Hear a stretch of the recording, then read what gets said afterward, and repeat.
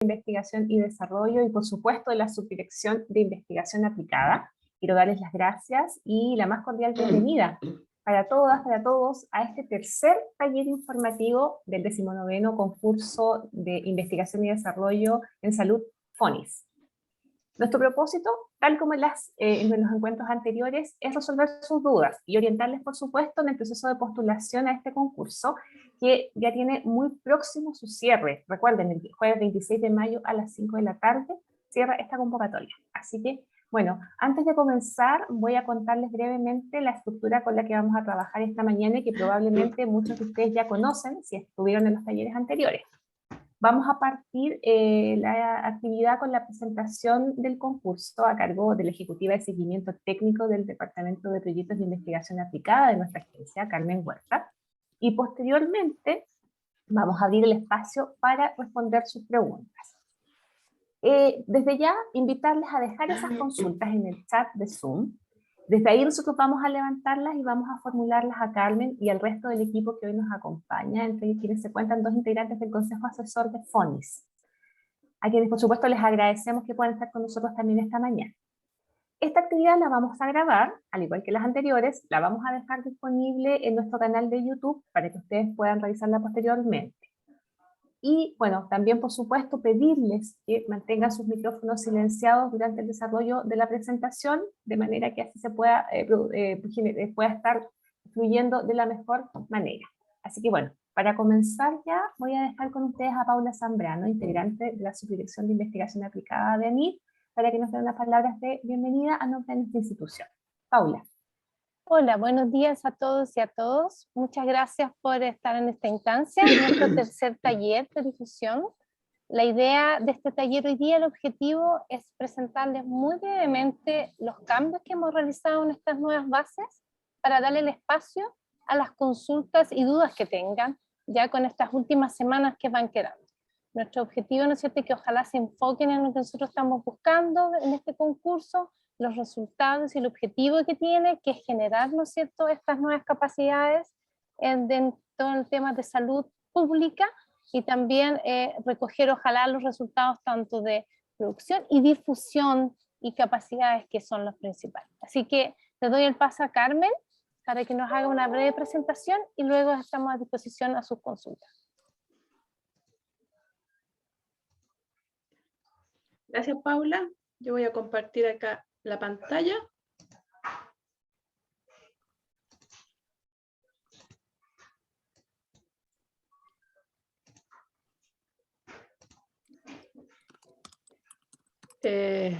Como les comentaba Paula recientemente, este es nuestro tercer taller que hacemos con la difusión de este concurso FONIS 2022. El primero fue más bien explicar el instrumento, los objetivos de FONIS, los tipos de proyectos que se pueden presentar, pero ya a esta altura, digamos, de la convocatoria, yo creo que ya todos ya saben de qué se trata el FONIS, así que no vamos a entrar en eso, sino más bien este va a ser un taller, como decía Paula, para ayudarlos en despejar todas las dudas, porque ustedes yo creo que ya tienen algo ya formulado de sus proyectos.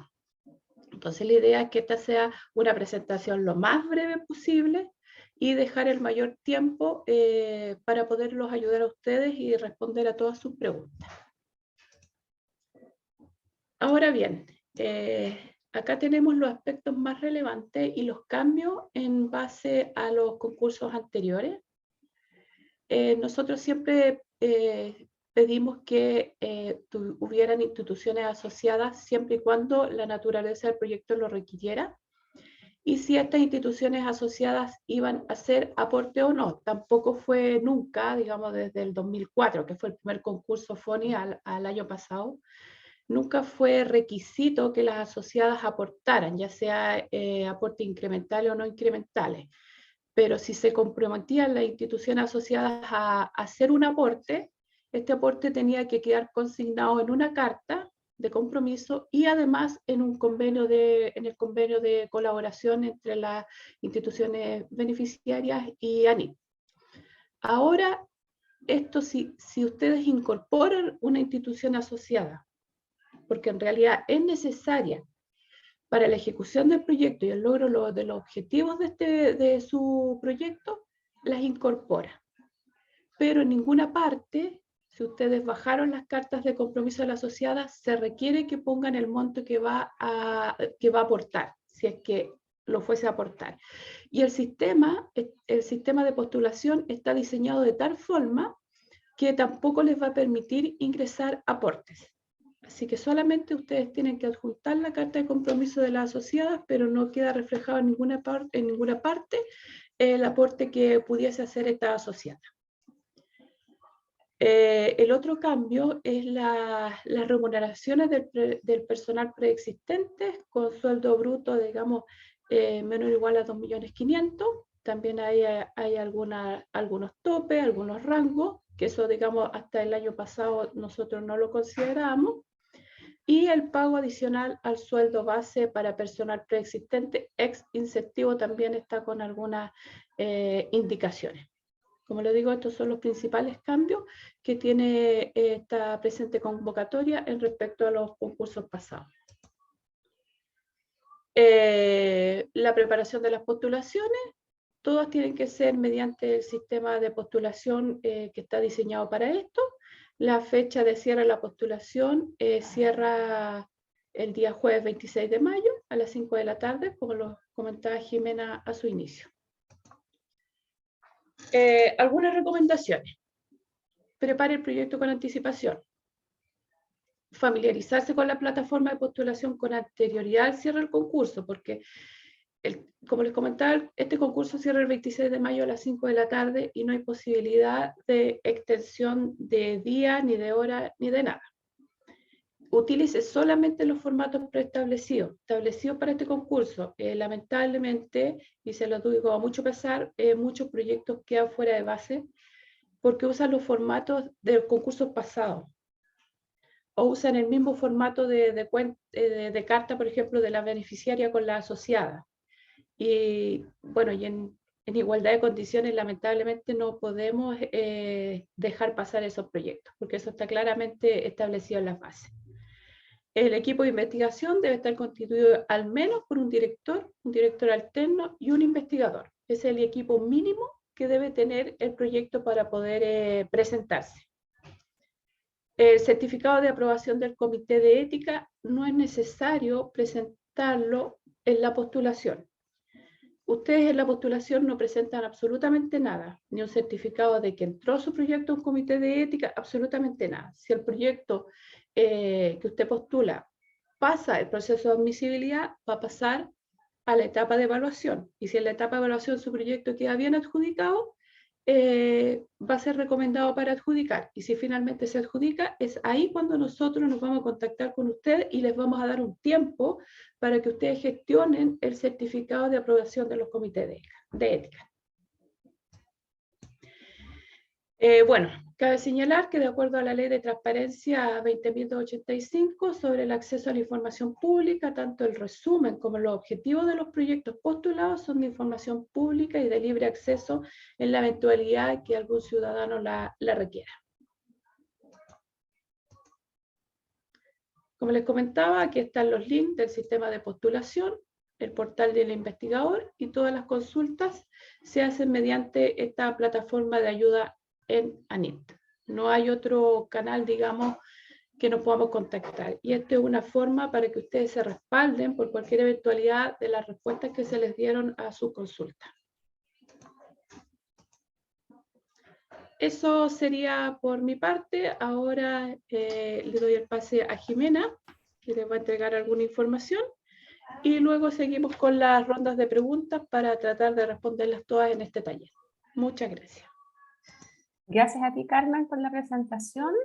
Muy completa. Si puedes dejar de compartir eso para que nos podamos ver todo.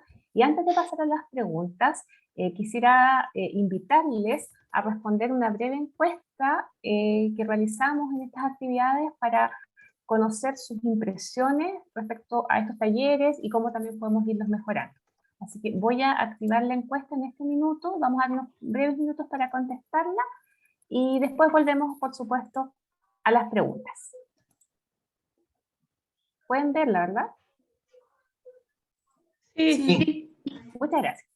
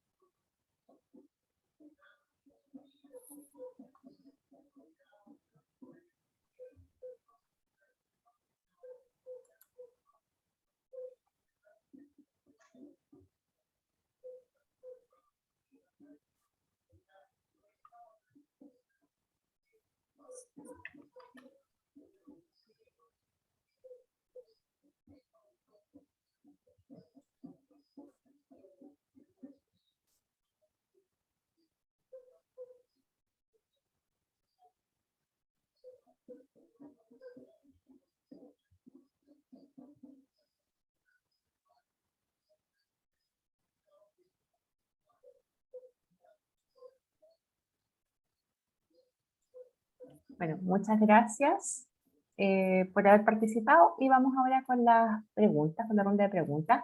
Antes de partir, quisiera presentarles a las dos, como les comenté, tenemos a dos integrantes del Consejo Asesor del FONIS participando esta mañana con nosotros.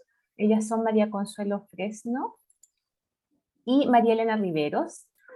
Así que a quienes agradecemos, por supuesto, que puedan estar esta mañana acá y nos puedan apoyar, por supuesto, en este taller. Y bueno, ya vamos a comenzar entonces con las preguntas. Para la primera pregunta le quiero pedir apoyo a Carmen. Esta pregunta es de Santiago Escobar, de la Corporación Chilena contra el Cáncer de Próstata. Él nos compartió varias preguntas, así que vamos a ir una a una, Santiago, contestándolas. La primera, quiero pedirle apoyo a Carmen, como decía, es la siguiente, respecto a las cartas de compromiso de las instituciones asociadas. En estas, ¿se puede condicionar su participación a que se aprueben los protocolos por los comités de ética correspondientes? A ver, la carta es una carta tipo, entonces no se puede intervenir esta carta ni poner párrafos adicionales. Ahora bien, todos los proyectos que queden adjudicados deben sí o sí tener la aprobación del comité de ética. Ahora, por ejemplo, hay un proyecto, no sé, de una revisión sistemática, que no va a trabajar con personas, va a trabajar una revisión sistemática. El director puede decir, no lo voy a pasar por un comité de ética porque en realidad no voy a trabajar con seres humanos. Pero nosotros no somos quien para decidir eso. Todos los proyectos, ya sea una revisión sistemática, cualquier proyecto tiene que pasar por un comité de ética y ellos son los que dicen se aprueba o queda eximido, digamos, de esta aprobación. Pero como le comentaba, todos los proyectos deben pasar por un comité de ética, quienes ellos van a emitir un certificado. Y las instituciones asociadas que participen ahí, digamos, no se les puede condicionar en la carta o agregar algún párrafo en la carta, digamos, de que tiene que estar aprobado por un comité de ética. Gracias, Carmen. Vamos con la siguiente pregunta de Santiago Escobar. En esta oportunidad le voy a pedir a Paula que me apoye.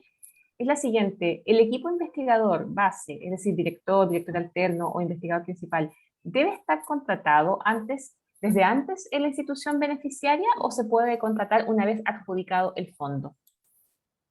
Mira, no es necesario que exista, por eso que ahora tenemos las bases de pago personal preexistente. Puede ser contratado específicamente para el proyecto. Obviamente que ojalá que cuando se realice la adjudicación y contratación ya esté contratado. Un contrato en horario, un contrato de trabajo, pero que tenga un vínculo con la institución.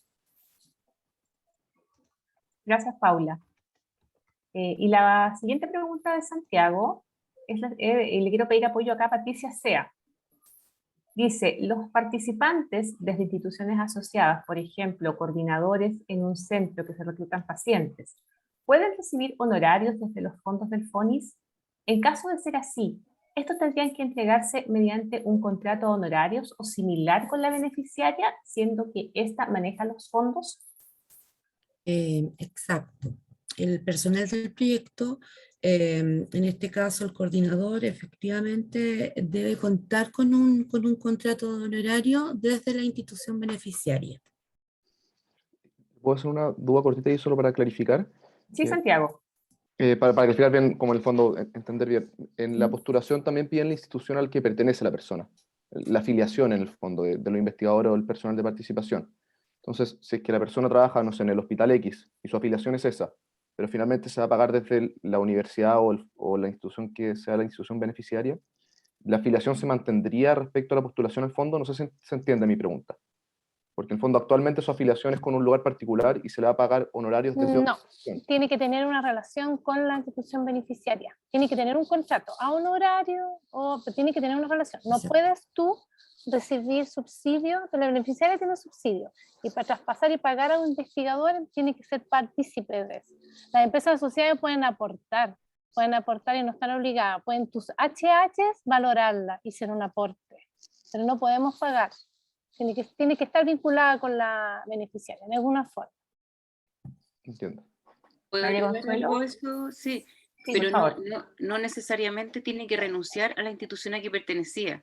No, tiene que hacer un contrato extra con la beneficiaria para que se le pueda pagar su honorario. ¿Se entiende, Santiago? Claro, es que lo que me complica es el tema como de la afiliación en la postulación de los fondos. Sí, Porque la uno tiene que para qué mantiene. institución participa. La mantiene, ya. Tiene. Sí, lo que pasa es que Muchas tiene que nada más que mostrar un contrato honorario, no tiene por qué ser un contrato de trabajo, pero un vínculo que a la institución, a NIT, que traspasa los fondos, le quede la tranquilidad que va a llegar y va a poder rendir, porque en el fondo es un tema de rendición, que la institución beneficiaria tiene que rendir a NIT, no las entidades asociadas, ¿ya? Ese es el tema. Perfecto, gracias Santiago por tus preguntas. Y antes de continuar, para quienes se han sumado posteriormente y tienen la duda, el taller está siendo grabado y va a quedar disponible en nuestro canal de YouTube para que lo puedan revisar posteriormente. Bueno, sigamos con la pregunta de Pía Rodríguez de la Universidad Mayor. Le quiero pedir apoyo a Paula. La pregunta dice, el equipo investigador, director de... pero es muy similar a la pregunta anterior, perdón, de que había hecho Santiago, respecto a si tenían que estar contratados por sus respectivas instituciones o podían ser a honorarios. Pueden estar honorarios, ¿no es así, Paula? Pueden estar honorarios, no hay problema. Tal como lo refirió aclaramos María antes. Consuelo, no es necesario desvincularse, pero sí tiene que haber algún tipo de contrato. Perfecto. Disculpa, Jimena, que te interrumpa para precisar. ¿Existe alguna cantidad de horas? Soy la persona que hizo la pregunta. ¿Existe una cantidad de horas de honorario? Por Sí, ejemplo, depende de lo... Hay un aporte. 2.500.000 es el monto máximo, ¿ya? Y eso corresponde a una cantidad de horas. Si es un proporcional, se paga el proporcional. Perfecto, pero siendo honorario puedo postular como yo directora del proyecto, digamos. Pero tiene que estar relacionada con la institución. Pero honorario, esa es mi duda. Sí, podría, pero como te digo, tienen que tener una relación. Eso es lo único que nos interesa, la Contrato. vinculación. Claro, pero el contrato puede ser honorario, es que si no voy a quedar fuera de base. Que el contrato igual es válido, por eso les digo, cualquier vinculación contractual, sea a un contrato de trabajo o un contrato indefinido, definido, que ya no existe mucho, y los honorarios. Perfecto, gracias.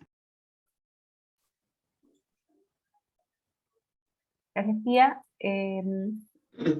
Paula, la siguiente pregunta es de Marcela Herrera, de la Universidad Católica. Dice, en caso de existir entidades interesadas en el proyecto que quieran entregar una carta únicamente de interés, ¿pueden estas ser firmadas no necesariamente por el representante legal, sino, por ejemplo, por un jefe de departamento? Eso seguramente debe ser una institución pública. Seguramente que es más difícil poder llegar al representante legal. Sí, mira, si las entidades asociadas lo que nos interesa es que vengan firmadas y que reconozcan el aporte si hacen o la participación que tengan, ¿ya? En las bases dice representante legal, pero si ellos tienen la autorización de la institución de que esa persona pueda firmar, en el fondo es que esté en conocimiento si es una institución pública de que está siendo partícipe del proyecto. Con eso es lo que nos aseguramos de que la firma venga con alguien que tenga, ¿no es cierto?, validez dentro de la institución. Perdón, es que, bueno, justamente de lo mismo,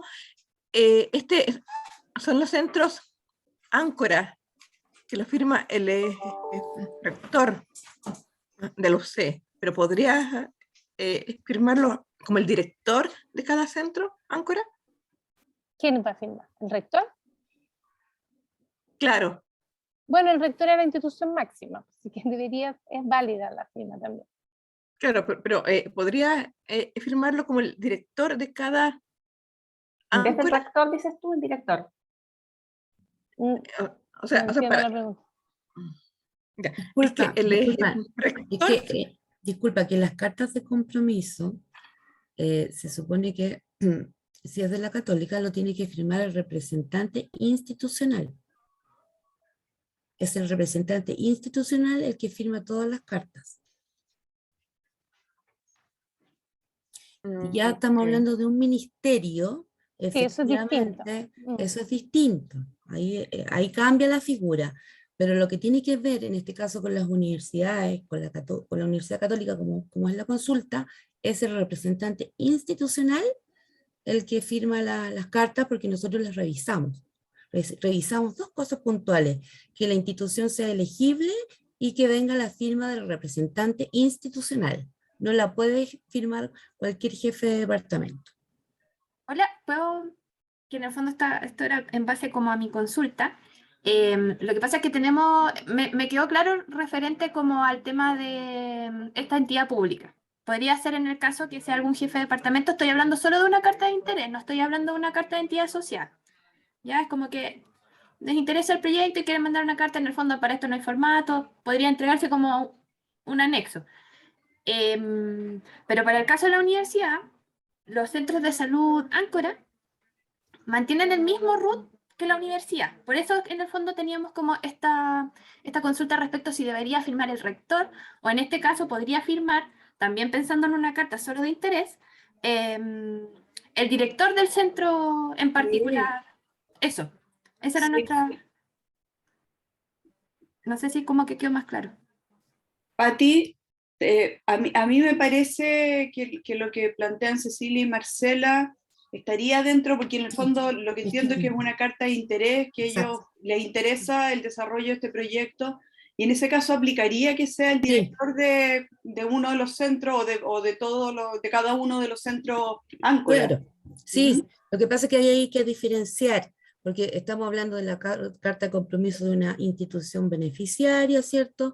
Y con la carta de interés, la beneficiaria solo el representante institucional, y las de interés que quieren apoyar al proyecto, sí, efectivamente podría ser un jefe de... No hay Muchas inconveniente. gracias, ahí nos quedó claro. Sí. Y Pati y Paula, aprovechando el tema y que se hable del representante institucional, vi en el chat que Andrés Crespo nos preguntaba, y creo que es importante que lo podamos precisar al tiro, si no firmaba las cartas el representante legal, y si pudiéramos explicar bien la diferencia entre quién firma la carta, si el representante legal o institucional. ¿Podemos aclarar ese punto? ¿Paula? ¿Está ahí? El representante institucional, como dice la Patricia, que Sí, son pero- diferentes cosas. Es que eso creo que sería importante quizás aclararlo de inmediato, ¿si les parece? Las cartas de compromiso de las instituciones beneficiarias deben venir por el representante institucional. Las cartas de compromiso de la entidad asociada, ojalá con algún representante legal, porque ahí no es institucional, de la empresa, el asociado, ¿ya? O si es una institución pública, sabemos que ahí hay jefes de departamento, de división, que tienen otra estructura. Entonces, el que está a cargo de ese departamento también es válido su firma. Perfecto. Muchas gracias. Sigamos con la pregunta de Ana María Cabañas. Carmen, te quiero pedir apoyo acá. La pregunta de Ana María es la siguiente. Si la bibliografía se adjunta como anexo y no en el estado del arte, ¿puede superar el máximo de las 3 páginas destinadas al estado del arte? Y además pregunta, ¿se pueden citar referencias en la relevancia del problema y la metodología? A ver, en el análisis del estado del arte, en el punto 1.3 del formulario, hay una nota que dice que para este apartado son solo 3 páginas, ¿cierto? Ya, utilicen esas 3 páginas para establecer una buena conceptualización para el desarrollo del proyecto. Ahora, si ustedes, digamos, necesitan más espacios para la referencia, pónganlas en un anexo. Si necesitan espacio para la cita, por ejemplo, y no les quite espacio de estas 3 hojitas, pónganlas todas en un anexo. Pero sí es necesario, por ejemplo, en el estado del arte, si ustedes van a van a hacer referencia o bibliografía, tienen que poner ahí que la bibliografía o las citas se encuentran en el anexo. Entonces, si el evaluador va a revisar su proyecto, va a decir, las citas están en los anexos y se va a ir a los anexos. Las referencias están en los anexos y va a ir a revisar los anexos. Pero si usted no los ponen, van a decir, bueno, aquí no hay cita, no hay bibliografía. Ese es como el único alcance. Yo le aconsejaría que las 3 páginas, por ejemplo, que están para el estado del arte, úselas para el estado del arte. Ahora, si le queda espacio en las 3 páginas para hacer la cita y la bibliografía, la referencia, lo ocupa. Pero si no, escriba todo en el anexo de la referencia y la cita. Perfecto. María Elena y María Consuelo querían hacer un alcance ahí también, por favor. Sí, muy breve, siguiendo a Carmen, yo recomendaría ampliamente o altamente que esas 3 páginas la usen para dar cuenta del estado de arte, o sea, conceptualmente, digamos, o sea, que uno pueda entender qué se sabe del problema o de la solución al problema en este momento. Esa es la idea de las 3 páginas, muy breve en realidad 3 páginas, así que altamente recomendable usar, o sea, poner la bibliografía como anexo, y ahí, claro, evidentemente la bibliografía tiene que ser acorde a lo que uno coloca en el estado del arte, desarrolla, en términos de los años, ¿no es cierto?, que no sean demasiado antiguos, a no ser que sean textos como claves que siguen estando vigentes, pero dar cuenta de eso, de una actualización respecto del tema, y por supuesto usar una forma, o sea, al escribir el estado del arte hay que usar una forma de citar la recomendada, siempre la norma APA, la más actualizada, ¿no es cierto?, y usar esa forma de referenciar, y después uno al leer eso, después se va al anexo, como dice Carmen, donde está detallada la bibliografía. Esa sería como la recomendación. Perfecto. María Consuelo.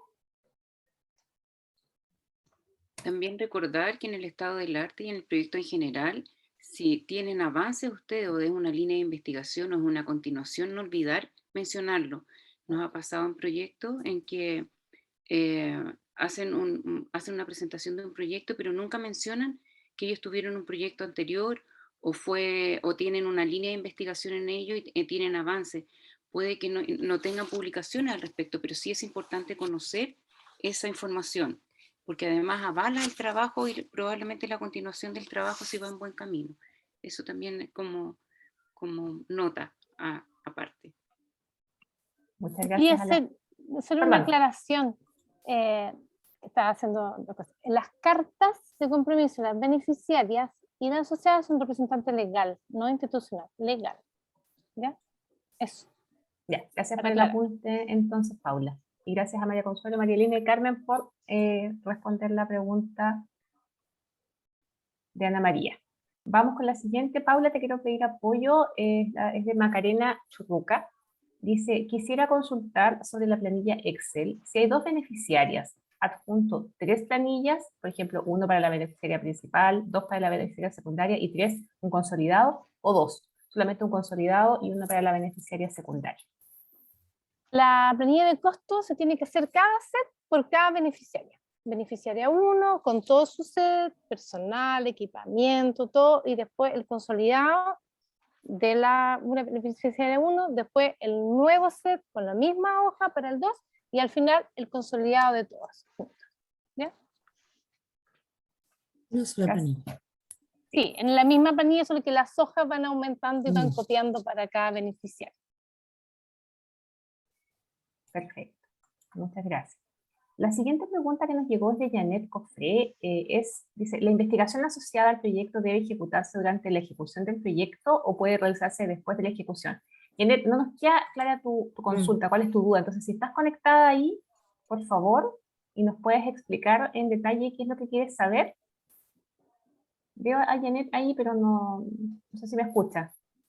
Ahí. Hola, buen día. Janet, sí, le por favor. escucho. Si nos puedes contar cuál es tu duda. Un poco confusa la pregunta. Es básicamente conocer si la investigación asociada al proyecto puede ejecutarse cuando el proyecto ya se ha desarrollado, cuando se ha implementado. Equipo, yo no sé si alguien quiere abordar la pregunta o contrapreguntar a Janet.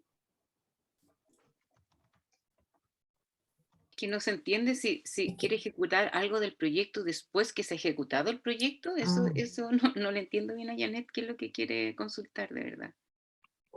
La parte de investigación, ¿se puede realizar después que se implementó el proyecto? Esa es mi duda. Es Pero que, sí, ¿O claro, durante todas las etapas del proyecto debe haber investigación?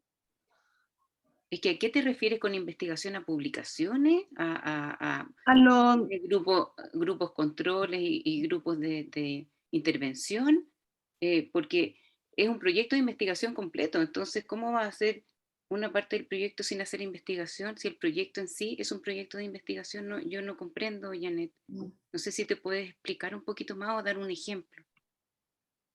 por ejemplo, miren, se quiere implementar un proyecto asociado a la promoción de lactancia materna en una institución pública, ¿ya? Y una vez que esté implementado, se va a ejecutar la investigación con los resultados obtenidos bajo la implementación de ese proyecto. No, Tampoco se entiende. sí, no, María Elena a lo mejor también nos puede apoyar acá. O sea, yo entiendo que para desarrollar tu proyecto necesariamente tiene que haber un paso previo de instalación de una modificación o de una o de este programa para fomentar la lactancia materna. Por lo tanto, si tú quieres hacer un proyecto para ver los resultados de eso, necesariamente tiene que estar implementado ese programa previamente, a no ser que tu proyecto tenga dos instancias, una que sea la implementación inicial y después la evaluación y que te alcance en 24 meses, porque las dos cosas lo veo poco probable, Janet. No sé si María Elena puede apoyar en eso. sí, o sea, en la misma línea de Consuelo, lo que tendrían que hacer como equipo investigador es ver la factibilidad de poder implementar esta intervención, no sé, promoción de la lactancia materna y después poder evaluar los resultados que tiene esa implementación, pero el proyecto debe contemplar ambos, porque como dice Consuelo, la idea es que es un proyecto de investigación donde ustedes puedan mostrar resultados con respecto, en este caso, a la implementación de este programa que fomenta la lactancia materna, si te entiendo bien, que esa es la intervención. Bueno, sí responde a mi duda las respuestas. Creo que se puede evaluar resultados dentro de los 24 meses en atención a la implementación propiamente tal. Así que gracias por resolver mi duda. Qué bueno, Janet. Gracias a ti por hacer la consulta. Para la siguiente pregunta, Carmen, por favor, es de Lara Monteiro. Dice, ¿el investigador tiene que tener doctorado? No, para nada. Y si fuese requisito estaría en las bases, pero no, FONI no tiene ese requisito, el investigador no tiene que tener doctorado. Si lo tiene, bien, si no, no, pero no es requisito. Gracias, Carmen. Paula, para la siguiente pregunta de Grisel Orellana, ¿dónde se adjuntan los currículos de los investigadores? Tienen que ingresar al portal del investigador y ahí tienen que llenar y completar todo el portal. Recuerden que hay veces que no tienen el 100% porque hay ciertos campos que no son obligatorios, así que no se asusten si a lo mejor les llegan un 70%, 60%, pero ahí es donde tienen que ingresar su currículum. Paula, y Grisel también nos pregunta si todos los investigadores que participen del proyecto deben registrarse en el portal. De hecho, incluso gente que no es investigador. De hecho, tenemos otros concursos en que son gente de la industria y tienen que igual registrarse ahí, tengan o no tengan publicaciones. Perfecto, gracias, Paula. Mena, Patricia, ¿puedo hacer un alcance en base sí, María a Consuelo, por supuesto. esas tres preguntas? Es que es recurrente. El currículum de los investigadores nos preguntan si tienen que tener artículos ISI publicados, si tienen que tener doctorado, si tienen que tener amplia experiencia. El FONI, a diferencia de otros concursos, valora muchísimo la idea, y lo que valora de los currículum es que sea un equipo que sea capaz de llevar a buen término el proyecto propuesto. Por ejemplo, que tenga, si van a necesitar estadística, que tenga alguien que sepa o que se encargue de la estadística. Si van a necesitar alguna experiencia determinada en un campo determinado y necesiten psicólogos, que haya psicólogos, que si necesitan odontólogos, hayan odontólogos, que si necesitan una enfermera, esté la enfermera en el equipo, sin que necesariamente tenga un currículum con un montón de publicaciones o un montón de proyectos previamente ganados. O sea, el proyecto en sí pesa por la idea y la tranquilidad que le da a NID, que el equipo conformado es redondito, tiene todo lo que necesite, van a ser capaces de llevar a cabo y de desarrollar el proyecto que están proponiendo. Así que por eso quería agregarlo, porque nos han preguntado varias veces si necesitan tener magíster, doctorado. No, necesitan tener la gente adecuada para poder desarrollar ese proyecto. Perfecto, no, clarísimo y muy importante de poder, digamos, abordar ese punto. Gracias, María Consuelo. Patricia, te quiero pedir apoyo con la siguiente pregunta de Tito Pizarro. Dice, en los temas de ítem viajes, ¿es posible poner pago de pasajes y viáticos para invitados internacionales con fondo de FONIS? Con respecto a eso, tiene que ver, ¿cierto?, con el tipo de proyecto que sea. Eso se evalúa en el panel, y con el tema de los viáticos y los pasajes, insisto, tiene que ver puntualmente con qué tipo de proyecto y cuál sería la necesidad de traer estas invitaciones de personal extranjero. No está prohibido, pero eso se evalúa si es pertinente o no pertinente en el momento de la evaluación del proyecto. Perfecto. Gracias, Patricia.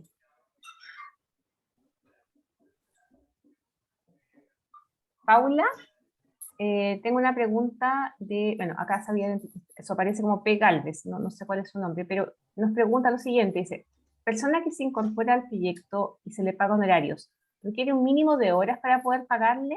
Y si es personal existente en la institución, pero trabaja como personal de apoyo como ayuda en gestión administrativa, ¿también requiere el mínimo de 36 horas? Bueno, para la primera pregunta, sí, a honorario hay un rango de remuneración, sea personal preexistente o nuevo, depende de la hora que va a dedicar. El máximo de tope son 2.500.000 y eso corresponde a 180 horas mensuales. Después empiezan los ajustes, si hay entre 90 y 179 horas, se da el proporcional. ¿Ya? Se paga, es el tope máximo y de ahí se va viendo la dedicación que tiene el proporcional. Si alguien ya preexistente de la institución que recibe un sueldo, aunque sea administrativo, tiene que tener 36 horas mínima de dedicación y ahí se paga el pago adicional, que es el antiguo incentivo, máximo 500.000 pesos. No, perdón, mi pregunta ¿Sí?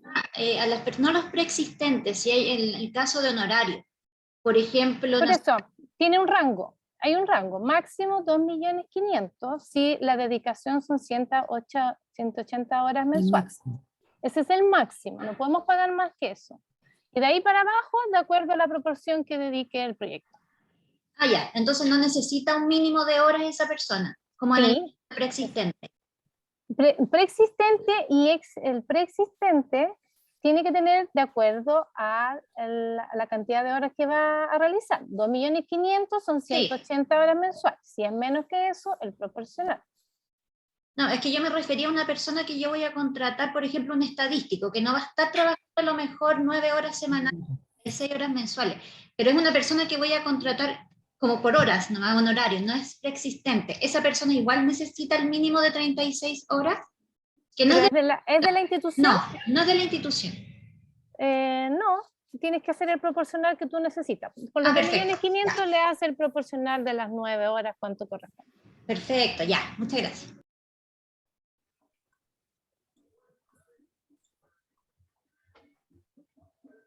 Y Paula, Ana María Cabañas nos pregunta, ¿cuál es el mínimo de horas que se puede dedicar un investigador al proyecto? y si hay algún mínimo de horas para el director y el director alterno. En realidad no existe una cantidad mínima. Lo que nosotros después hacemos es como corroborar si no tiene en otros proyectos dentro de la institución dedicaciones extras, pero la idea es que pueda cumplir. Sí, en el pago, por ejemplo, si una persona que el director alterno está contratado por la institución y ya tiene un sueldo previo con esa institución, aquí se le puede pagar máximo una dedicación mínima de 36 horas, máximo 500.000 pesos, el incentivo. Eso nomás es como el único ajuste que hay que tener si le va a pagar un adicional a esa persona. María Consuelo. Sí, lo que es importante es que las horas que dedican al proyecto los investigadores, el responsable, y los otros investigadores, sea la necesaria para desarrollar de buena forma el proyecto. O sea, un investigador responsable no puede dedicarle 5 horas al proyecto. Tiene que ser las horas que necesita realmente y que se utilizan como investigador responsable. Por eso también hay una tabla donde se pide los compromisos que tienen para otros proyectos en el mismo tiempo, porque si yo tengo un investigador que al mismo tiempo tiene un proyecto Fondesit, un Fondar o un Fondef, y además está de co-investigador de otro FONIS de otro investigador, que fue del año anterior, que eso también lo habilita para ser investigador responsable en este año. Es imposible que le alcance para poder ejecutar bien. Por esa razón se insiste en las horas mínimas y se pide la información de qué otros proyectos está comprometido para tener una certeza que va a poder dedicarle el tiempo y que ese proyecto va a avanzar como debe. Perfecto, gracias. Paula, la siguiente pregunta es de Patricia Galvez, que nos mandó varias consultas. Vamos con la primera. Dice, perdón, esta es para Patricia, no para Paula, leí mal. Patricia, dice, en presupuesto, ¿cómo se indica el pago de pasajes para transporte para la toma de datos? ¿Cómo se indica?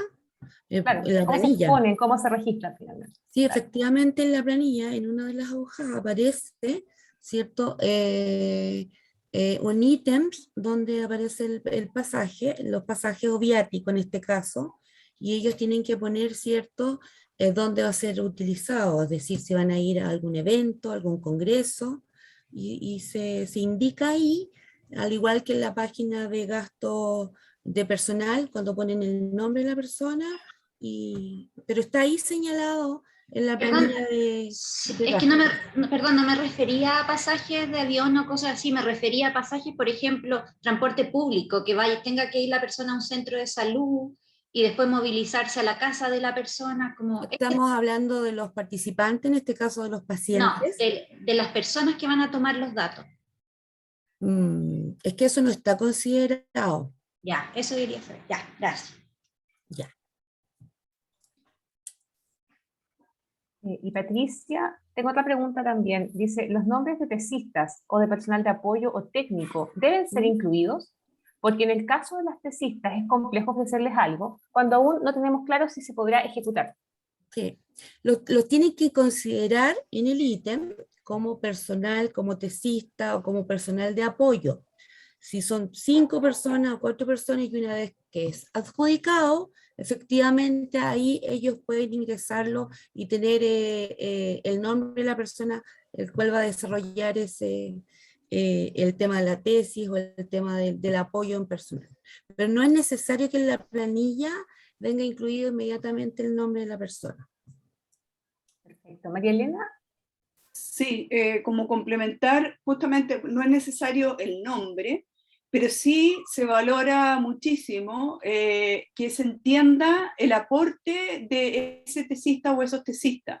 O sea, en el fondo, de qué programa provienen y cuál va a ser el aporte, porque lo que suele ocurrir es que te ponen, hay unos estándares, así, y 2 tesistas de posgrado, qué sé yo, pero nada más, entonces es muy difícil poder ver cuál es el aporte real de esos tesistas en su trabajo propio de tesis, digamos, a este proyecto que está desarrollando. Entonces eso es altamente, o sea, igual lo otro se valora, pero esto tiene mejor puntuación, digamos, si uno logra entender bien por qué se está incorporando uno o más tesistas. Eso. Perfecto, gracias. Carmen, otra pregunta de Patricia Galvez. Dice, ¿cuándo se estipula el inicio de ejecución en caso de ser adjudicado al proyecto? Ya. Cuando se realiza la evaluación y se saca una resolución con todos los proyectos que van a ser adjudicados, se le informa a, digamos, a los directores, a los representantes legales, institucionales, que todos esos proyectos quedaron adjudicados. ¿Ya? Hay una resolución de Fiscalía de ANIT. Posterior a ello, como son proyectos institucionales, la institución beneficiaria y ANIT firman un convenio. Una vez que esté firmado por ambas partes, aquí los directores no firman ningún convenio, solamente la institución beneficiaria con ANIT firman un convenio. Una vez que esté firmado por ambas partes, se emite una resolución que aprueba ese convenio.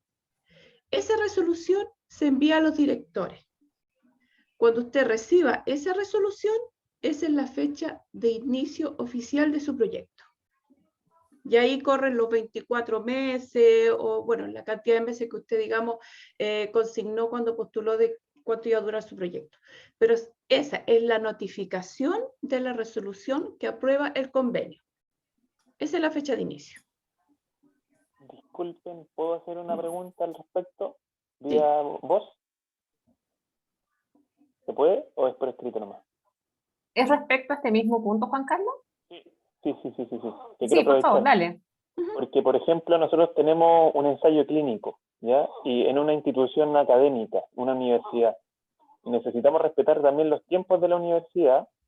Y, por ejemplo, si la resolución y lo que acaba de explicar resultara ser en, no sé, en octubre, en noviembre de este año, nosotros sí o sí estamos pensando en comenzar esto a partir del año académico 2023. Entonces, ahí tendríamos un margen de tiempo perdido, ¿no? En el sentido de esos meses que o sea, obviamente los podemos ocupar en hacer, por ejemplo, preparación, resolver temas que tienen que ver con lo previo a empezar el ensayo clínico, pero esa es como mi incertidumbre hoy día. Habría un margen de tiempo que en el fondo estaríamos, entre comillas, perdiendo, ¿no? ¿Cómo En se puede realidad interpretar eso? sí, doctor, en verdad no lo estaría perdiendo, porque en realidad el proyecto, el ensayo clínico no va a empezar el día 1, cuando usted se le notifique. Entonces, claramente hay todo un proceso antes, las reuniones de equipo, este mismo tema de los comités de ética, en fin, hay muchas actividades que se pueden hacer y también se señala que en las bases que ustedes deben considerar los periodos de vacaciones también en su cronograma. Sí. Entonces, claramente usted el ensayo clínico no lo va a empezar cuando le notifiquemos. Yo entiendo que hay varias actividades que usted puede realizar antes. Y esas debe considerarla usted en el cronograma. Claro. Y lo último solamente para reforzar sobre los periodos de vacaciones y de receso. Por ejemplo, si los meses de julio y febrero son vacaciones de la universidad y el personal no está oficialmente funcionando, ese mes también está contabilizado dentro de nuestro ensayo clínico, pero no podríamos operar por temas administrativos. Es posible, pero como depende mucho de la naturaleza del proyecto, doctor, porque hay proyectos que efectivamente no pueden operar en ese tiempo, pero hay proyectos que una revisión sistemática da lo mismo si la universidad está cerrada o no está cerrada, usted sigue trabajando igual. Sí. Ya, comprendo. Muchas gracias. Sí, no, pues nada. Perfecto, gracias. Seguimos entonces con las preguntas. Paula, hay una pregunta que acá voy a pedir tu ayuda. Dice, ¿cómo se completa la columna signo peso /HH de la sección 4.1? ¿Un formulario? Tengo la impresión que sí. Pero deben ser las horas de acuerdo a la dedicación. Es como lo mismo que estamos hablando del tema de si cuántas horas va a dedicar la persona y en proporción a eso cuánto le vamos a pagar.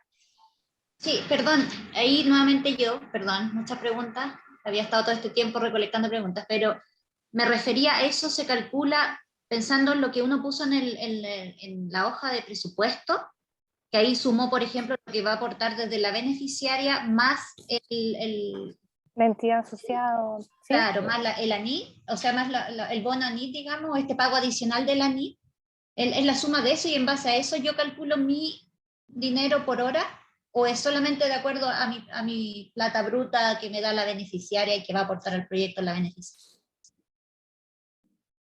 No sé, ahí Patricia o Carmen, yo me acuerdo mucho del formulario. Tanto detalle así.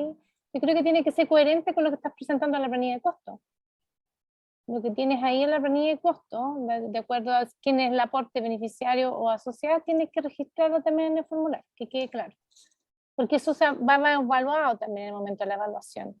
No la cantidad, sino que, como dice María Elena, María Consuelo, sino que el equipo que conforma la investigación, ahí se puede ver cuántas les va a dedicar el director, si es algo específico, este especialista, cuánto le va a dedicar, si está o no está dentro del equipo, más que nada eso. Porque la planilla de costo es otra cosa. Allá es para las rendiciones, más parte financiera. Pero acá en el formulario yo creo que es por más una visión técnica, digamos, de ver de cuántas personas están involucradas en el proyecto. Así que yo te recomendaría utilizar lo mismo que estás registrando en la planilla de costo. Gracias.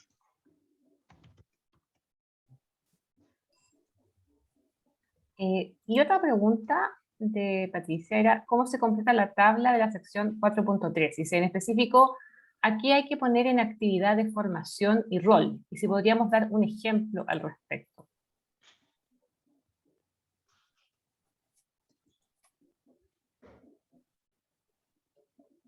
Disculpa, No sé si... ¿para quién era la pregunta? Lo que pasa es que me habían indicado que podía ser María Consuelo. Yo no sé si María Consuelo tiene esa planilla ahí a mano. Entonces, por eso lo planteo como al equipo en general. No la tengo la planilla a mano claro, para verla, pero sí hay que poner, por ejemplo, si tienes un tesista, poner el que va a hacer la tesis, idealmente si no tienes el nombre, pero sí a lo mejor un acercamiento del nombre de la tesis y quién va a ser el responsable de ese estudiante o de ese alumno, quién va a ser el guía de tesis, por ejemplo. Hay que poner el rol de cada uno de ellos. Yo creo que es eso lo que pregunta. ¿Patricia? Porque la planilla... Claro. Ay, ¿soy yo Patricia o Patricia C? Sí, tú. Allá. Sí, no, es que la tabla dice como que hay que especificar la actividad de formación. Entonces ahí uno pone tesis, rol tesista, eso. Sí, y pones el encargado de ese tesista. Sí, va a ser el investigador encargado de ese tesista. Idealmente, si tienes el nombre más o menos de la tesis, también es bien valorado, pero si no, es indispensable sí que lo pongas con responsable, porque si pone voy a tener 5 tesistas y nadie sabe quién se va a hacer cargo de ellos ni en qué van a versar las tesis, puede que no sea el título final, pero sí más o menos una idea de qué van a hacer, de qué se van a tratar las tesis. Más que nada, es lo mismo que... El tesista mejor todavía. Claro, disculpa, no es el nombre de la tesis en sí, porque claro, No. eso no tiene el nombre del tesista, pero sí por ejemplo, del programa. Ya un programa, no sé, de un magíster en, qué sé yo, que uno pueda ver que existe una relación entre ese programa de magíster y el estudio que se está llevando a cabo. Eso es lo que a nosotros nos interesa ver, más que el título o el tesista en sí, porque eso es difícil de tener ese avance cuando uno cuando uno postula un FONIS. Sí, poner si es tesis de pregrado, por ejemplo, tesis de magíster, tesis de doctorado, de postdoc, eso lo tienes que dejar claro, porque todas son igual de importantes, y no es una más valiosa que la otra. Lo importante es tener ese ítem y que este proyecto multiplique la investigación en el fondo y vaya formando capital humano después para que haga investigación a futuro. Solo aclarar ahí que en el 4.1 que tú indicas, Patricia, hay donde dice capacidad de gestión, no sé dónde está la cuadra, ahí lo que necesitamos saber es si el director alterno o investigador tienen otros proyectos adjudicados. Entonces ahí es para ver la dedicación real que va a tener el proyecto, no la que tú estás postulando ahora, sino que de otros proyectos que puedan tener relación, tanto el director, con gente de parte del equipo que esté participando en un FONDESID, no sé, en otras cosas, y dedicar la hora. ¿Y cuál es eso? Eso es. Sí, no, es que era la tabla anterior a esa tabla, que es la que dice signo peso hora. Era esa la columna que me... ¿Cuál tabla anterior? Es que estoy mirando, tengo por eso no, ya. Dice capacidad de gestión efectivamente, y donde se pregunta nombre, institución, profesión, cargo en el proyecto, funciones, capacidades críticas, dedicación mensual. Ya, esa dice abajito, clarito, en el cuadro siguiente, dice el director, ya, ya, bueno, está bien, ok. Muchas gracias. Vamos con la siguiente pregunta, es de Cecilia Urquieta. Le quiero pedir apoyo a María Elena Riveros en esta respuesta. Dice, leyendo feedbacks de Phonics a proyectos no adjudicados, frecuentemente se critica, comillas, no se analizan los escenarios con y sin el desarrollo de la propuesta. ¿Cómo debe analizarse esto? ¿Con una mirada más bien global o nacional, o más bien específica a la muestra o grupo de estudio? Sí, a ver, y ahí sí la Consuelo después complementa, pero en el fondo, acá lo que se busca, o sea, lo primero es saber por qué tendría que hacer este estudio, por qué este proyecto tendría que adjudicarse fondo, y cuál es la diferencia entre hacer o no hacer este estudio. O sea, eso es lo primero que uno busca ahí, y que quede eso claro. Ahora, para que quede claro, el análisis que se busca que hagan es un análisis de una perspectiva poblacional, o sea, una perspectiva de salud pública. Ya estos proyectos son de salud pública, y la idea del FONIS nace como lo que busca, digamos, es mejorar como la respuesta en materia de salud pública a nivel nacional. Por lo tanto, todo lo que ustedes como investigadores, como postulantes, digamos, puedan aportar al respecto, es bienvenido. O sea, que uno, en ese breve párrafo, al leerlo, uno diga, hay una diferencia entre que esto se haga y no se haga, esto va a marcar una diferencia, y la diferencia tiene que ser una perspectiva de análisis poblacional, de salud pública, o sea, el impacto que uno pueda ver que este estudio en particular pueda luego tal vez ser escalado, ¿no es cierto?, y pueda ser una respuesta posible para otros grupos de población afectados por situaciones similares. No sé si me explico, pero en el fondo lo que yo entiendo de la pregunta es que cuando dice más bien global o nacional, no necesariamente es que tenga que ver el impacto que va a tener en todo nacional, sino que poblacional, no en el individuo en particular, sino que esa población afectada por el problema. Eso es lo que yo podría aportar. No sé si, Cecilia, si queda claro, ¿necesitas más aclaración? Perfecto. Gracias, Cecilia. Claro, gracias.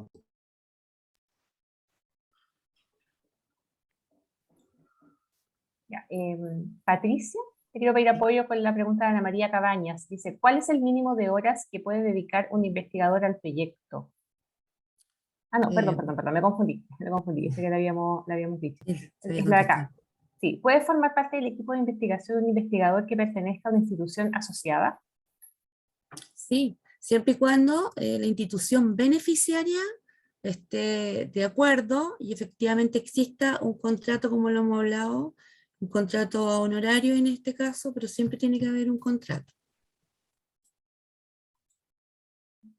Gracias, Patricia. María Elena, te quiero pedir apoyo con la siguiente pregunta, que es de María Elena Ceballos. Dice, ¿es necesario que la difusión de los resultados se realice en un curso o simposio especial para el proyecto, o podría hacerse presentaciones para difusión de resultados dentro de otros cursos ya preexistentes?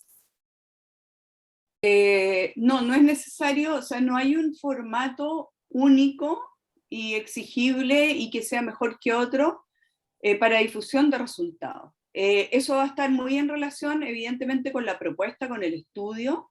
O sea, en el fondo lo que se busca es que los resultados, que justamente pretenden tener un impacto a nivel poblacional, sean devueltos en primer lugar a las personas que han participado, que están afectadas por la problemática. Eso es súper deseable y eso puede ocurrir de muchas maneras.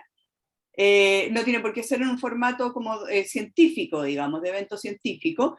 Entonces, lo que dices de los cursos, súper interesante, podría ser, o sea, como que se incorpore con una materia de un curso preexistente, porque también eso a lo mejor asegura que se vaya dictando en el tiempo, y también cualquier otra forma en que uno pueda ver que aquello que se investigó y se probó o resultó es conocido ampliamente, o sea, insisto, sobre todo por las personas afectadas por la problemática y que han participado y dedicado tiempo a esto, que son los participantes del estudio, digamos, y hacerlo extensivo a poblaciones que puedan estar afectadas por la misma problemática. Entonces, súper deseable como en instancias de participación ciudadana, o sea, como crear otras instancias, no sé, las radios comunitarias, etcétera, o sea, usar, no quedarnos en el formato estrictamente como académico, científico. Ya no es necesario.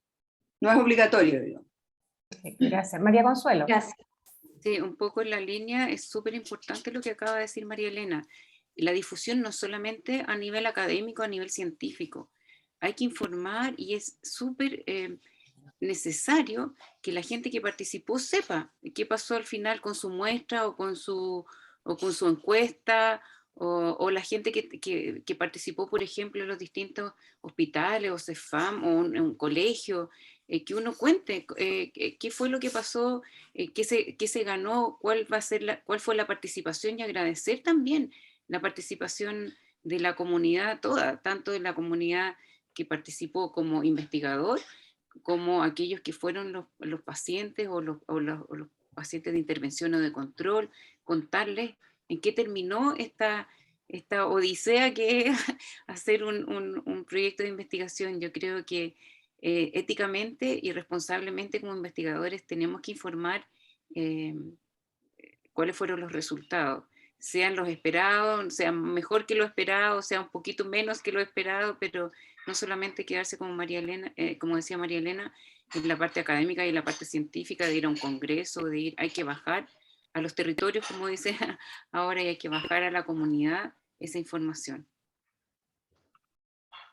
Perfecto, muchas gracias a ambas. Vamos con la siguiente pregunta, es de M. González, dice, una vez adjudicado el proyecto, ¿es obligatorio que los asociados firmen convenios de colaboración por sus representantes legales? Paula, ¿me puedes ayudar con esa respuesta? Sí, no es necesario, no es la misma figura que en el concurso IDEA, no es necesario que firmen con los asociados. Sí, lo que nosotros requerimos es que tengan las cartas de compromisos con las entidades asociadas, en caso que la tengan, porque tampoco es obligatorio, firmadas. Ojalá por el representante legal, dependiendo de la figura que sea la institución, sea una institución pública, puede ser un director, sea una municipalidad, también es válido alguien de la municipalidad, ojalá, dependiendo de la figura de la entidad social. Perfecto. En esa misma línea, Paula, Jimena de la Universidad Autónoma de Temuco, dice, si las instituciones asociadas son comunas de la región, la firma del alcalde de la comuna es lo que, a las cartas es lo que les serviría a ellos. Bueno, sí, si es, no sé qué parte, si es algún hospital de la comuna, ojalá fuera el director del hospital de la comuna, pero no sé si es un consultorio, quizás el consultorio ahí depende de la municipalidad, entonces ahí sería, ¿no es cierto?, del alcalde, sí. O depende de la institución, pero sí, es válido. Y Paula, solamente para aclarar, sí, lo de la planilla Excel, si lo puedes por favor reforzar. Sí, es la misma planilla Excel, un solo documento en que lo que tienen que hacer por cada beneficiaria es repetir el set de hojas para las demás. Si tienen más de una beneficiaria, se repite el mismo número set de hojas a la siguiente. Y en la última, el consolidado de las 2 o 3 beneficiarias que tengan. Pero es un solo documento, es un solo Excel. Se replican las hojas, las mismas hojas. ¿Sí? Perfecto. Y Paula, la siguiente pregunta es de Grisel Orellana. Dice, si uno de los investigadores es extranjero, ¿también debe registrarse? Sí, en el portal de investigador, sí. Ya. Y en esa misma línea, María Elena Ceballos nos preguntaba, dice, quedó claro que todos los investigadores deben tener su currículo subido a ANIT, pero ¿qué pasa con los colaboradores de instituciones asociadas? ¿También deben hacerlo? No, no es necesario. Si quieren lo pueden incluir con un anexo, ¿ya? Como para dar mayor información, sobre todo en la parte como la evaluación del equipo si hacen parte. Perfecto, gracias Paula. Patricia, te quiero pedir apoyo con la pregunta de Marcela. Dice, ¿los otros profesionales y personal de apoyo debe ir su currículum en el portal de ANIT? No, no es necesario. Sí los investigadores, sí el director alterno, los investigadores, pero no el personal de apoyo. Eso se incluye una vez que está adjudicado el proyecto, ellos ahí envían su currículo y se incorporan. En el fondo es como el equipo mínimo que se está pidiendo, que el director, el investigador, ellos sí tienen que tener el currículo subido por el portal. Exacto. El resto no es necesario. Clarísimo, muchas gracias. Para la siguiente pregunta le quiero pedir apoyo a Consuelo Fresno. Es de Gonzalo Rojas. Dice, entiendo que como no es necesario carta del Comité de Ética para postular, ¿tampoco es necesario que en el proyecto se incluya el consentimiento informado? No, por lo menos en este concurso, en otros sí se pedía el consentimiento informado y todo va a ser resorte del Comité de Ética y de la aprobación del Comité de Ética. O sea, una vez adjudicado el proyecto, ahí se exige la aprobación del Comité de Ética y el Comité de Ética sí o sí, si hay consentimiento o asentimiento informado, va a tener que revisarlo, aprobarlo y timbrarlo, ¿ya? Yo sí sugiero que quienes tengan proyecto, tengan todo listo para mandar o mandado al Comité de Ética sin que el concurso lo pide, porque después hay poco tiempo para la aprobación del Comité de Ética. Entonces yo lo que les sugiero es que tengan hecho todo el formato que pide cada comité de ética con todos los papeles, cosa de que si se lo adjudican, solamente apretar el send y que se mande inmediatamente, porque se demoran los comités de ética, están muchas veces con demasiado trabajo y los tiempos para presentar después la aprobación del comité de ética a ANID son cortos. Así que eso es una sugerencia personal, que vayan adelantando trabajo, pero como les digo, ANID confía plenamente en que los comités de ética locales, ojalá acreditados, tienen la experiencia y tienen la idoneidad para aprobar o hacer modificaciones en un proyecto. Gracias, María Consuelo. María Elena. Sí, muy breve, agregar a lo de la Consuelo, que no olviden que cuando hagan el plan de trabajo y esta carta Gantt, coloquen estos tiempos administrativos, que son los que demora, por ejemplo, un comité de ética menos de un mes no se toma en aprobar un proyecto. Eso es importante que lo consideren hacer el plan de trabajo, porque suele ocurrir que parten el día 1 y después cuando uno evalúa ve que no hay tiempos, que son los tiempos administrativos justamente para este tipo de cuestiones como es la aprobación en definitiva por el comité de ética. Eso como sugerencia. Sí, y la coordinación de los equipos también tienen que considerarlo en la Carta Gantt, y los tiempos de receso estival. O, por ejemplo, en los colegios, si van a hacer alguna intervención en el colegio, es hasta noviembre, fin de noviembre. Diciembre, enero, febrero no se considera. Entonces eso también lo tienen que tener considerado dentro de sus tiempos de trabajo. Que eso no significa, por ejemplo, si van a ir a un colegio a trabajar, no significa que todo el equipo de investigación va a parar diciembre, enero, febrero. Pero sí no van a poder visitar ni hacer exámenes, por ejemplo, en un colegio. Pero sí también considerar el periodo propio del descanso y merecido descanso estival para todos. Perfecto, gracias por esos aportes a ambas. Paula, aún tenemos dudas sobre las firmas. ¿Podemos abordarlos? Mira, Santiago Escobar nos pide disculpas por repetir la pregunta, pero dice que necesita que le quede clarísimo el tema. Dice, sí, en caso de las instituciones públicas, en particular hospitales asociadas, dado lo difícil que es tener la firma del representante legal, ¿podría venir firmado la carta por el director del servicio relacionado? Sí, sí, es válido. Sabemos que es complicado, por eso les decía que todo depende de la entidad asociada. Si es una institución pública, a veces hay un director y puede firmar. Si en este caso es un hospital, puede ser el director del hospital. Si en caso, no sé, de algún servicio médico que a veces depende de la municipalidad, puede ser de alguien de la municipalidad. Entonces va a depender mucho de la figura, ¿ya?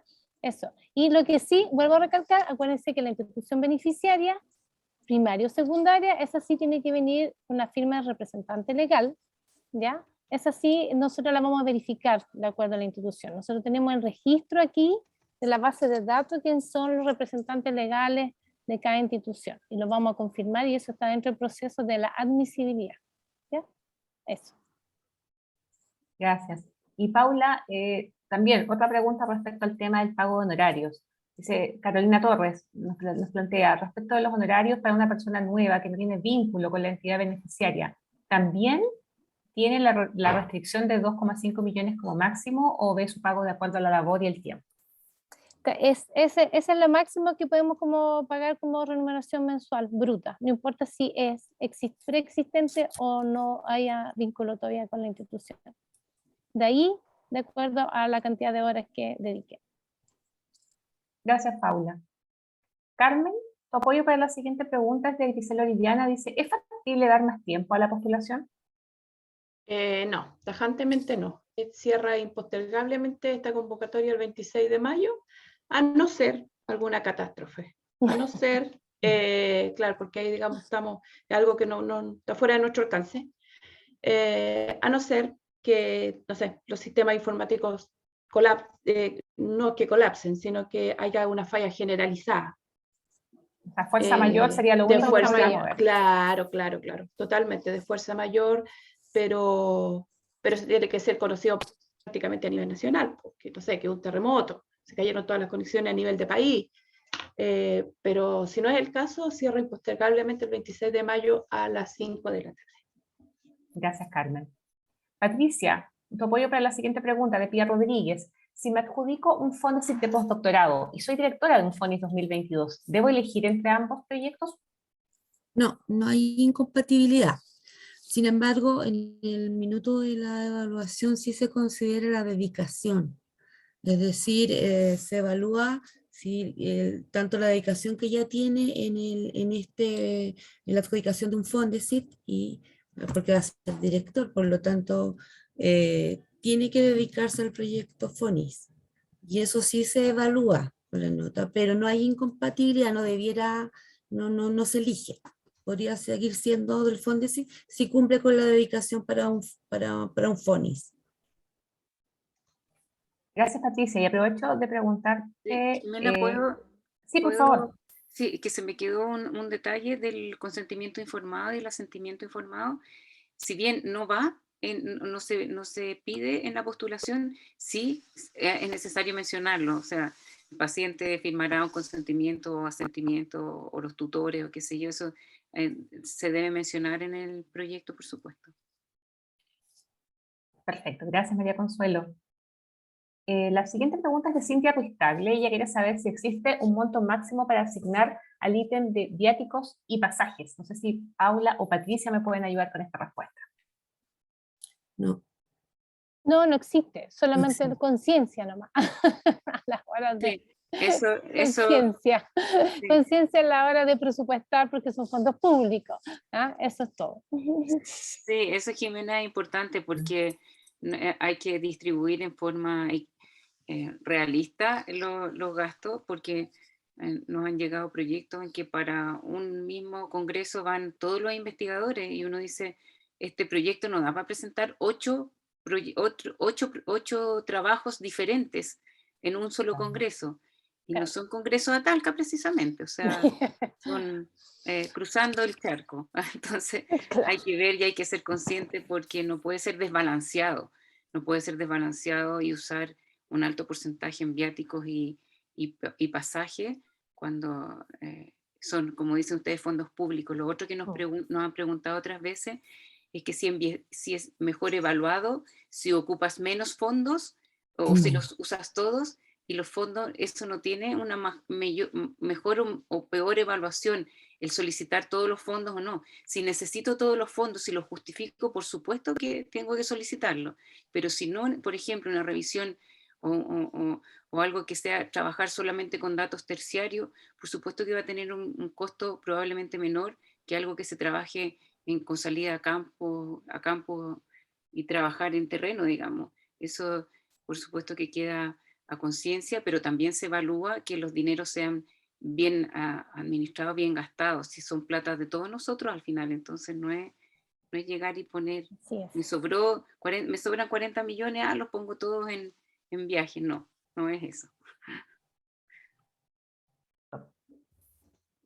Muchas gracias. Además de que una mejor distribución y ajustarse a esos presupuestos también nos permite en ocasiones adjudicar un proyecto adicional, por ejemplo. O sea, quizás ahí no deja de ser relevante el punto. Sigamos entonces. Patricia, Nos preguntan si se pueden cargar los gastos de certificados de un comité de ética acreditado al proyecto. Y si es así, ¿en qué ítem se podrían cargar? No, no está permitido cargar el gasto del certificado de aprobación del comité de ética. Eso es atribuible solo al proyecto. Es decir, ellos incurren en ese gasto, no se puede considerar para los fondos del proyecto. Perfecto, Patricia, gracias. Nos quedan 7 minutos para terminar la sesión de hoy, así que vamos a ir con las últimas preguntas y recordarles que si no alcanzamos a responderlas en su totalidad, en el documento de preguntas frecuentes vamos a actualizarlo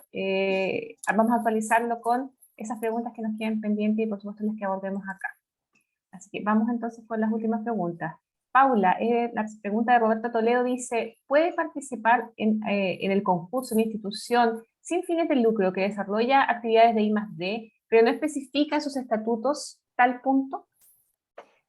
Bueno, las bases son súper claras que las beneficiarias deben ser entidades elegibles para recibir y que son personas jurídicas nacionales sin fines de lucro. Para eso, si no está en los estatutos, tiene que mandar todos los documentos, si es que está registrada, y ver si la gente de fiscalía lo considera sí o no, por si no está en el estatuto, que es sin fines de lucro, es muy difícil que se pueda considerar una beneficiaria elegible. Eso está.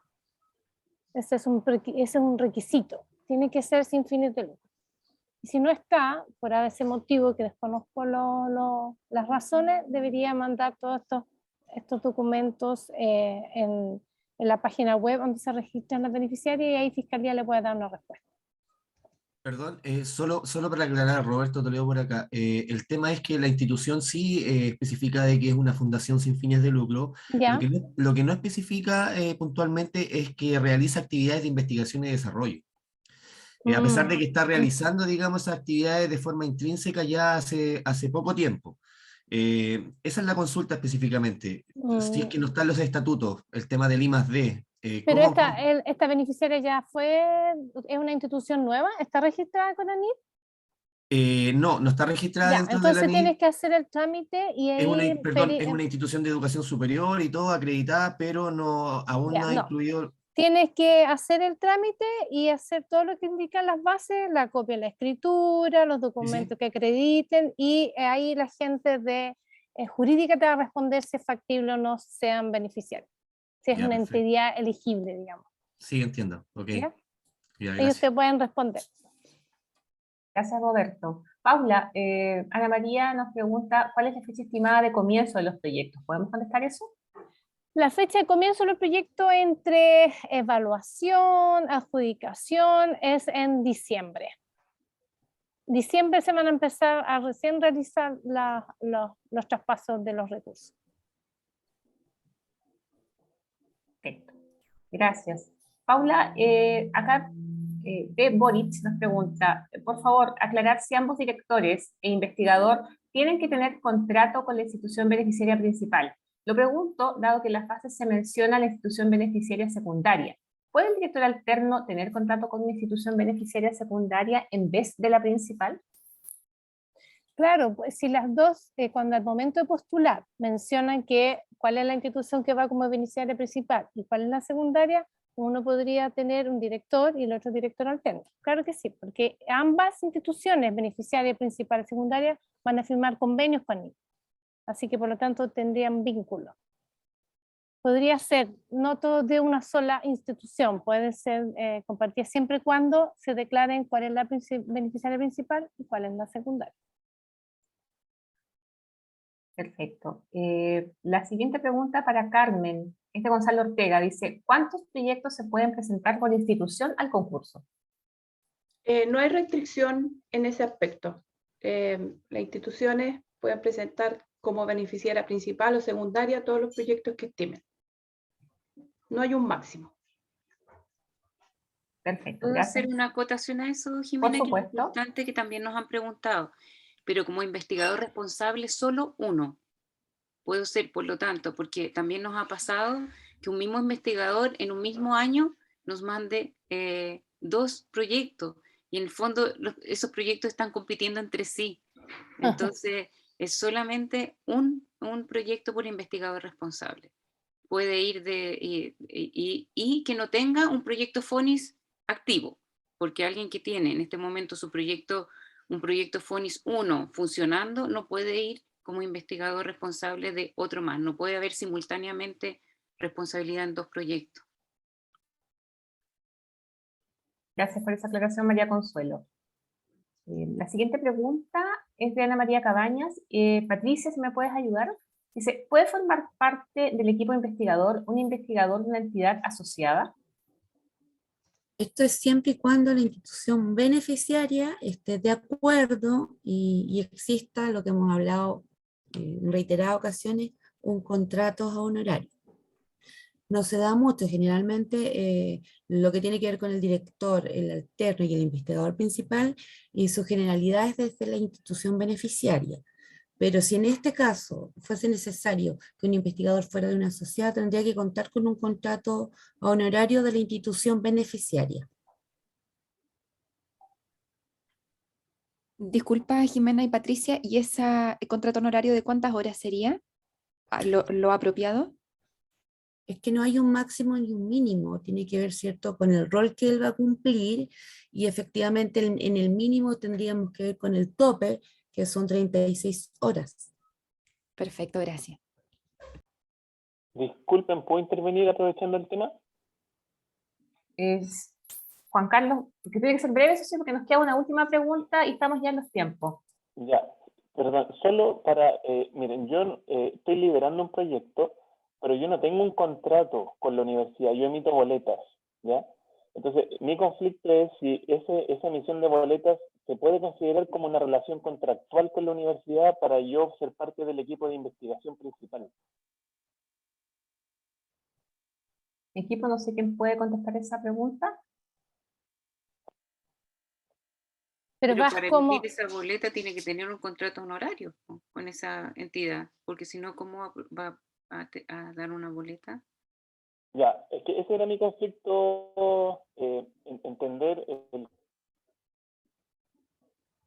¿Cómo? es un contractual. Entonces, si eso es así, está ok. Juan Me Carlos, refiero a la diferencia entre contrato. Juan Carlos, un poquito más fuerte, porque te escuchamos bajito y entrecortado. ¿Aló, me escuchan? ¿Ahora mejor? Ahí sí, un poco mejor, dale. Ya. Hago esta diferencia entre contrato de honorario y contrato de planta o persona a plazo, o sea, un contrato formal. Yo no tengo un contrato formal, yo emito boletas. Entonces, mi conflicto es si ese contrato a través de boletas de honorario ya es suficiente. Según entiendo, las universidades para emitir boleta de honorario por un semestre o por un año, dependiendo del ramo, emiten un contrato claro, honorario. para boleta de honorario. Sí, así es, así es. Todos tienen contrato, lo que pasa es que son distintos tiempos de vigencia, digamos, pero tienes que tener un contrato a honorario. No importa que sea honorario, pero tienen que tener una relación contractual. Ya, entiendo. Muchas gracias, perdón por... Sí, no, está bien. Para esa es la instancia, Juan Carlos. Exactamente. No te disculpes. Para resolver las dudas. Y ya, bueno, vamos con la última que podemos contestar hoy. Es de Magdalena Manríquez. Le quiero pedir apoyo a Consuelo o Fresno o a María Elena Riveros. Dice, ¿qué sucede si el proyecto ya adjudicado no lo aprueba el Comité de Ética Científica local? La universidad observa la metodología, o se observa la metodología y se pide cambiarla. ¿Existe algún recurso de parte de ANIT para apelar o se pierde el proyecto? Que yo recuerde, no hemos estado nunca en esa situación, que un comité de ética haya rechazado un proyecto sin que nosotros no lo hayamos rechazado antes, porque igual si no está, o sea, hay una discusión ética dentro del proyecto y se lee en forma completa el proyecto, por lo tanto, sí, al evaluador, acuérdese que la evaluación es por etapa, o sea, ha pasado muchos steps, muchas instancias de evaluación. Entonces, si hay un conflicto ético en el proyecto, lo más probable es que no llegue a adjudicarse. En el caso que se adjudicara y el comité de ética local pusiera algún reparo, probablemente se puede solicitar que se evalúe ese reparo a ver si es necesario modificarlo, pero como les digo, no tengo recuerdos, por lo menos de todos los años que yo he estado evaluando y trabajando en ANIT, que haya sucedido una cosa así sin que nos hayamos dado cuenta antes que el proyecto tenía conflictos o problemas éticos que no iban a pasar. Hola, disculpa, yo soy la de la pregunta. Lo digo a razón de un episodio que acaba de suceder en relación a un fondo, ¿sí? Un comité de ética local le hizo muchas observaciones desde el punto de vista tanto ético como metodológico y lo rechazó. Entonces, ahí va... Entendemos. Sí, disculpa. Es raro que un comité de ética, sí. sí, es raro que un comité de ética se meta en la metodología. O sea, el comité de ética tiene que revisar la parte ética del proyecto, no la metodología. De acuerdo. Sí, Consuelo, pero si llegase a pasar en el FONIS, si un proyecto adjudicado no presenta un certificado de aprobación del comité de ética y lo rechaza, sí, pues, efectivamente queda fuera. No hay otra razón, porque para llevar la ejecución del proyecto debe existir un certificado aprobado. Y por todo el periodo de ejecución. Sí, yo iba a decir lo mismo que la Pati, que en el fondo, o sea, no ha sucedido, es muy poco probable que suceda porque efectivamente hay toda una evaluación que se analizan las implicancias éticas y ahí el proyecto en el fondo se puede caer cuando uno analiza el análisis que ustedes hacen como investigadores y se ve que si es factible y que cumple con todo lo que debe cumplir, y también a su vez lo metodológico, digamos, o sea, todos los aspectos del proyecto son evaluados muy consensuadamente, entonces es muy poco probable que eso ocurra, pero si ocurriera, y efectivamente después ustedes presentan el proyecto al comité de ética que corresponde y este lo rechaza, claro, el proyecto se cae. O sea, porque no tiene que tener la aprobación del comité de ética, lo que pasa es que esa aprobación es posterior a la adjudicación. Pero es condición de adjudicación presentar la aprobación del comité de ética. Claro. Eso también tiene que estar claro. Pero es muy raro lo que les pasó, Macarena. Sí. Sí, por eso, preguntaba si no hay recursos de parte de ustedes en donde puedan emitir que sea alguna carta de que se aprobó todos estos criterios bajo esta norma, con estos integrantes, entonces como que un poco, no sé si cuestionando, pero dándole autoridad a ustedes. Si nosotros aprobamos este proyecto con fondos públicos, porque viene un comité de ética local, me lo cuestiona y me lo rechaza. No, porque se aprueba con la aprobación del comité de ética. Acuérdate que para poder asignar los recursos, necesariamente tenemos que tener la aprobación del comité de ética. Exigencia. Claro, pero está potencial, o sea, ya fue adjudicado con esta... Es que no es adjudicada. La condición de adjudicación, Macarena, es tener la aprobación del comité de ética. Por lo tanto, no se considera adjudicado para FONIS hasta que tiene esa carta de respaldo del comité de ética aprobado por el periodo completo del proyecto, porque hay comités de ética que dan por un año, y resulta que son 24 meses, entonces tiene que ser por el periodo completo. Así que en eso también se tiene que fijar cuando soliciten la aprobación del comité de ética. ¿Y qué sucede lo último? Que pasó también. Fue aprobado por un comité de ética, se va a hacer en dos situaciones, o sea, en dos centros. Un comité de ética lo aprobó y el otro lo rechazó. ¿Qué se hace ahí? Te estoy diciendo algo que pasó, no una potencialidad que se me ocurra imaginariamente. Eso tienen que manejarlo ustedes localmente, apelar al comité de ética, pero no nos compete a nosotros. Ya, María Consuelo. Ya, de nada, Macarena. María Josefina, ¿tu pregunta va en el mismo sentido? Está sin audio. No te escuchamos, Josefina.